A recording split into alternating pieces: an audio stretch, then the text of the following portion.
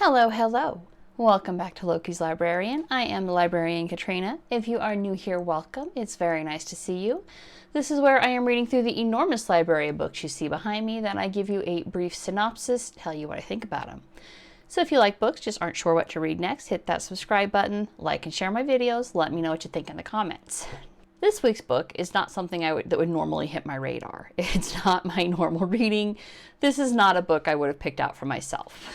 There's a story behind this, and I totally told her I was going to chuck her ass under the bus for this one. About 6 weeks ago, a friend of mine announced that she was having open heart surgery to replace a valve and repair an aneurysm. And then shortly after making this announcement, she texted me that there's a book she's heard about, but she's not sure if it will make her angry and make her want to throw it against the wall. Not wanting that aneurysm to burst, I said, no, I'll do it, I'll read it. I volunteer, I will read this book for you and tell you if it's something that will make your aneurysm burst. No good deed goes unpunished. Jesus and John Wayne. How White Evangelicals Corrupted a Faith and Fractured a Nation by Kristin Kobes du Mez. I'm probably mispronouncing her name, and I am sorry about that. And since a few weeks ago I added alcohol to this channel, and I needed alcohol to get through this book, this week's cocktail is called a Purple Jesus. There were several variations on this one, but I went with the one with the least amount of alcohol because I actually have a full day ahead of me, and I really didn't want to be completely bombed throughout my day. Oh, I'm going to need my recipe out here because I don't remember the exact measurement. Let's get started. This book, and it was confusing, all right? It purports to be about white evangelicalism. Okay, we start with 1.5 ounces of vodka. Oh, perfect. 1.5 ounces of vodka. Okay, so purports to be about white evangelicalism. Right there, you just know that white people are the problem. Of course we are. It's all Whitey's fault. I get it. Enter a little South Park sarcasm. Except I think the real problem the author has is that anyone who doesn't vote blue no matter who. We'll get to that. Let's start with the basic definition. According to dictionary.com, evangelical is of relating to or being in agreement with the Christian gospel, especially as it is presented in the 4 gospels. Now, that's a pretty succinct definition, but the author basically uses it to bludgeon anyone who is Christian but does not vote Democrat. She ropes in Baptist, Methodist, Catholic, everybody is evangelical. And if you are right of Mao Zedong, you are a right-wing evangelical and responsible for all the evils of the world, specifically free market capitalism. She hates that. Homeschooling, states' rights, Second Amendment, the thought that there are fundamental differences between men and women, the thought that men and women are equal but not the same. Oh, wait. No, wait, that's actually not anywhere in there. She's pretty sure that evangelicals class all women as second-class citizens. I mean, I don't know, maybe they do. I mean, I'm not evangelical. I've never been part of that particular movement, but I doubt it. I'm sure some of them do. Don't get me wrong. I mean, there are still plenty of shitty people in the world. If there weren't, I wouldn't have anything to read. But saying that everyone who disagrees with me is wrong is just not a very convincing argument by any metric. What am I looking at here? 3 ounces of grape juice. That's specific. I don't want grape juice to go everywhere. Haha. Have to tilt to the side. 3 ounces of grape juice. My little cup's getting full there. And there's some really interesting history in here. I'm not going to lie, there is some interesting history in there. Stuff I didn't know. That's fine. That's why I read. That's so I learn. Basically, about 100 years ago, American men got tired of the Jesus as a loving God that was as he was portrayed in the Victorian era, and remolded Jesus as a warrior. And that's the entire premise of the book. And how that image of Jesus as a warrior is completely flawed. But as the saying goes, when God had you lemons, find a new God! So the men who were not inspired by Jesus as a pacifist did find a new God, using Old Testament style wrath of God as a template for Jesus. So what are some of the things that the author pointed out that is apparently problematic? The belief that communism is evil. I mean, it's kind of hard to argue with a kill count of 100 million plus, but the evangelicals are dead wrong that communism's evil. I mean, 100 million dead, I mean, 100 million dead right down here kind of says, yes, they're evil. But I guess they just don't get it. They just don't understand communism, apparently. Homeschooling. The thought that you might know how to teach your kids better than the government, yeah, that's just wrong, apparently. But it's not just evangelicals who believe this. And the absolute clusterfuck of the last few years has driven home how vile public schooling is. And homeschooling is massively on the rise. And it's not just evangelicals who have a problem with it. My best friend, who's even more heathen than I am, if you can believe it, she's homeschooling all of her kids this year because of the catastrophe that is public schooling. Well, it's supposed to be ginger ale, Canada Dry is what I could find. None of this is sponsored, by the way. Again, this is just what I either had on hand or went to the store and bought because this is what I could find. I need 2 ounces of ginger ale. 2 ounces. Oh no, and I can't do a solid beer pour because I have to make sure I get 2 ounces. 2 ounces of ginger ale. And my little cup is quite full now. So homeschooling's bad. Capitalism is bad because, you know, communism rocks, apparently. Men and women are just not the same. I mean, I get that idea that men and women are not exactly the same is absolute blasphemy if you stand, you know, anywhere in reality. Or outside of reality, excuse me. I mean, reality is its own thing. But if you stand outside of reality, the thought that they're not exactly the same is blasphemy. And it's interesting that on this one point, the creationists get it right. We are a sexually reproducing species, which means, yes, men and women are different. That's the most anti-science position the left has ever taken, is that men and women are exactly the same. And I think they might argue it's a social science, but since social science isn't exactly reproducible, it's not like biology or chemistry or math. Let's try this.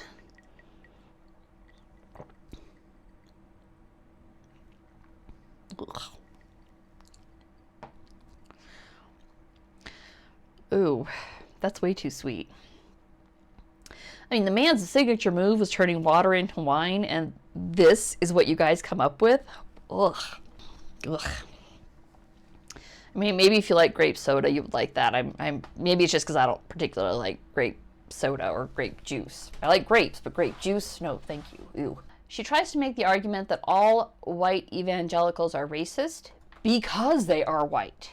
I mean, again, I'm not part of the evangelical community. I'm white, obviously. I'm so white, I'm practically an albino. But this, to me, was a false equivalency. Are some evangelicals racist? I have no doubt. Just like some Democrats are racist. Does that mean they all are? I mean, no.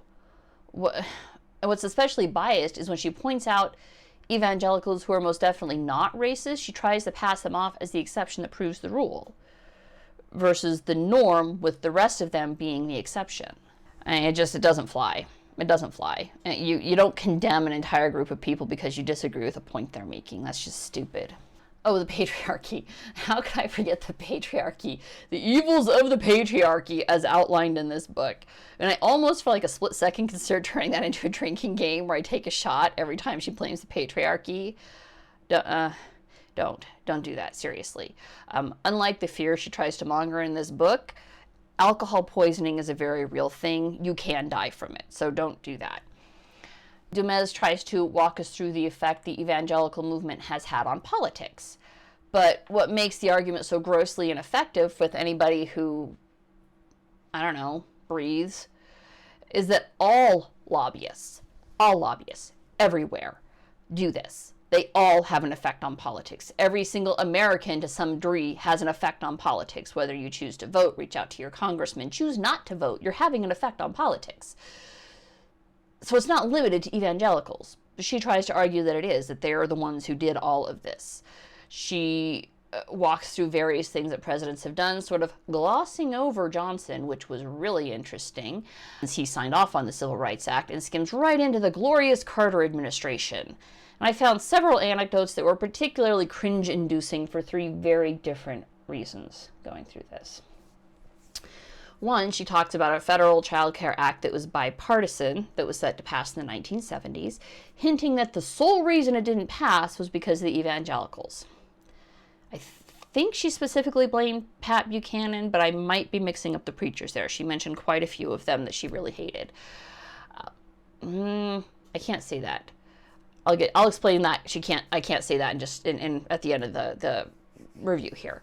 But it triggered a memory from another book I read this year, Up from the Projects by Walter E. Williams, The Economist, who reported in that book being part of a think tank set to evaluate the fiscal effects of a Child Care Act in the mid-1970s. Williams, being actually good at his job, asked the rather urbane question, what did people do for child care from 1787 to 1972 without government-run or subsidized daycare programs? And then because he was a particularly witty man, he attached to the proposal his response, which was a copy of Jonathan Swift's A Modest Proposal. So I'm not sure we can lay the failure of the bill entirely at the feet of the evangelicals in this case, however much she would like to.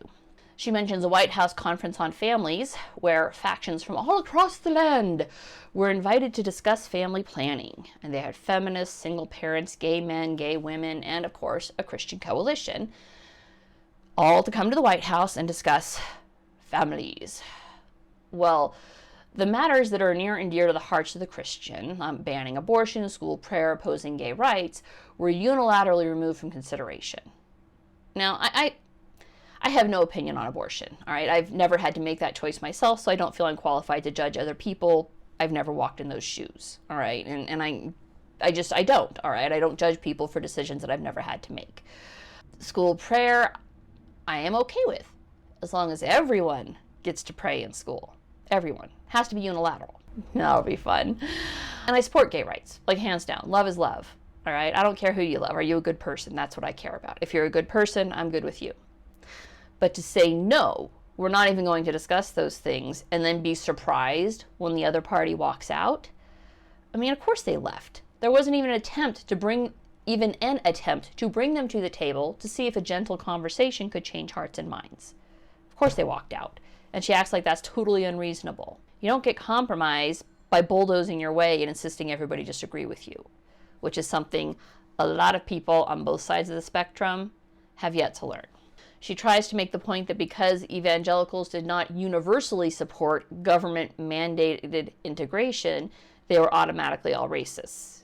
Even though, in an ironic twist, one of the Democrats most disliked was George McGovern. Because he was anti-war, of course. I mean, no mention of his own racist past. It's because he was anti-war. But the thing is, the evangelicals were right. Sort of. They weren't right on racism. Racism is stupid. I mean, dislike somebody for for something they can change, like their personality. But you can't change the color of your skin. That's DNA. So disliking somebody because they're a different color than you is the dumbest fucking thing. Are they a good person? If they're a good person, that's what matters. But you don't change minds through legislation. You can't. All right? You change minds by talking to them, by bringing people to the table, finding common ground, and engaging in conversation. Like, for example, Daryl Davis. No, you don't know who Daryl Davis is? That's a crying shame. The man's a goddamn national treasure. He's a jazz musician who has converted hundreds of Klansmen by simply talking to them. It's amazing. The man's a hero. Besides the patriarchy, the other topic she harps on endlessly is the sense of embattlement that evangelicals get off on. Okay, guess what? So does everybody. Everyone on the planet gets off on this sense of embattlement. Everybody needs dragons to fight, dragons to slay. How else do you explain this ridiculous sense of persistent outrage that the extreme left gets off on? And the need to find offense in every single thing. The need to find and call out microaggressions, which are not a thing. The need to check someone's privilege. And that, too, is a sense of embattlement, which keeps someone engaged, no matter how ridiculous the argument may be. Not just evangelicals, you flaming hypocrite. The final, incredibly frustrating thing with this book was the fun with numbers. God, she loved this. She'll say something like, 81% of evangelicals voted for Trump and put him into office. Well, it depends on a couple of things. Now, I kind of have to use broader numbers here. Trump was voted into office in 2016. I'm going to use the 2020 census numbers because that's the most readily available. It's between 2010 and 2020. We'll go with that. As of 2020, the U.S. Census has the USA population at 331 million, of which only 14% identify as evangelicals. I mean, that's 46 million approximately, 81% of which is about 37 million. And that's a pretty big number. So, okay, that's huge, right? Especially when you consider, like 67 million voted for Trump, something like that. So that assumes to make the assumption that that is what put Trump into power assumes three very big things. One, every single one of those 37 million were over the age of 18. Which I doubt. Two, every single one of those were registered to vote. Also doubt. Three, they all actually voted. And it's really easy to point the finger of blame at the far right rather than the blame where it actually belongs. Hillary was a shit candidate. All right, it's not just the evangelicals who didn't want that woman in office. And as I told one of my former friends this last election year, you guys want my vote? Pick a better candidate. That's how you get my vote. You don't just say, well, the other guy's worse. You find somebody who's good, somebody who will actually get me to go out and vote for them. Hillary wasn't it. But I did find myself agreeing with parts of it, probably not the parts the author intended me to. I mean, like, for example, when she quotes an evangelical belief that, quote, leading a family through the chaos of American culture is like leading a small patrol through enemy-occupied territory. Yeah, it is. They're not wrong. But I don't think she meant for me to agree with the evangelicals on that one. I think she was trying to point out that they were ridiculous for this particular belief. They're not. Our country is in absolute chaos right now. It's a complete cluster. I'm quite sure that's not the position or the point that Kobes du Mez was trying to make.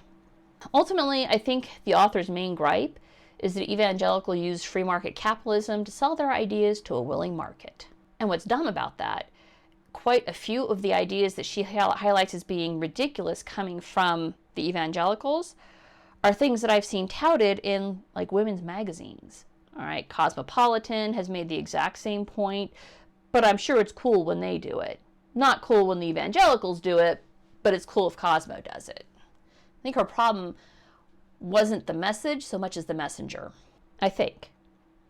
And that's what makes this book so hard to understand. And it was actually a pretty masterful bit of writing because the author almost never actually inserts her own opinion into the topic. And that's pretty impressive. All right. I can infer her opinion because she's a gender study teacher at University of Notre Dame, so it's pretty easy to infer her position, but she never actually states it. She writes it as fact so that you can make your own opinion, which, again, that's impressive. If you're part of that roughly 20% of America who votes blue no matter who, this book is chock full of the confirmation bias of the evils of the right. If you are part of the 14% of America that actually identifies as evangelical, it will probably piss you off as a gross misstatement of your beliefs. If you are part of the remaining 66% of America, this book lacks cohesion, and it's going to leave you wondering why you wasted your money and then wasted your time reading it. That's it for this week. If you liked what you saw, hit that subscribe button. Let me know what you think. I will see you all next week. Bye.